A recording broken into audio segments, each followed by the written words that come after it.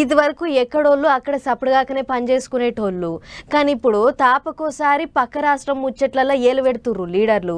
ఏదో ఒక పంచాయతీ ముంగటేసుకొని పక్క రాష్ట్రం లీడర్లను ఆడిపోసుకుంటున్నారు. అట్లే ఇప్పుడు ఏపీ లీడర్లకు తెలంగాణ లీడర్లకు కిరికిరి నడుస్తున్నది.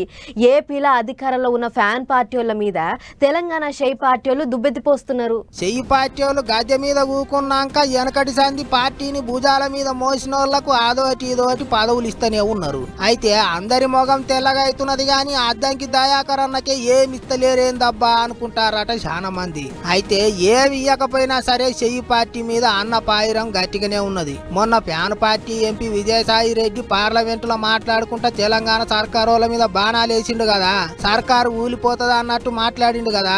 ఆగో గా ముచ్చట్ల మీద అద్దం కన్నా గట్టిగానే అరుచుకున్నాడు.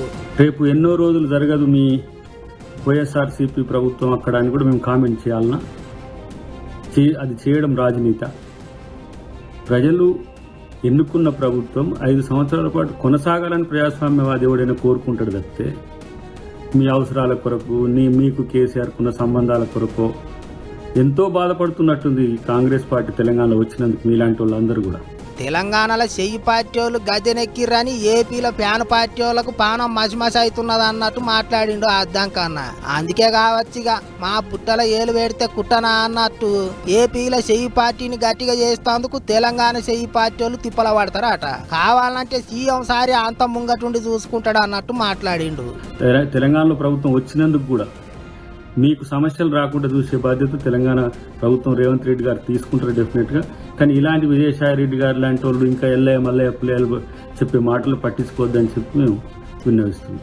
ఏపీ చెయ్యి పార్టీ వాళ్ళకు ధైర్యం చెప్పిండు అద్దం కన్నా.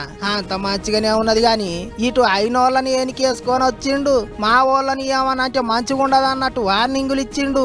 అటు ఏపీ చెయ్యి పార్టీ వాళ్ళకు కూడా ధైర్యం చెప్పిండు గాని అద్దం కన్నా నువ్వు ఎవ్వళ్ళు ఎనికేసుకొని వస్తలేరు, ధైర్యం చెప్తలేరేందబ్బా అనుకుంటారట ఇప్పుడు అందరూ. మరి ఏమైతుందో చూడాలి.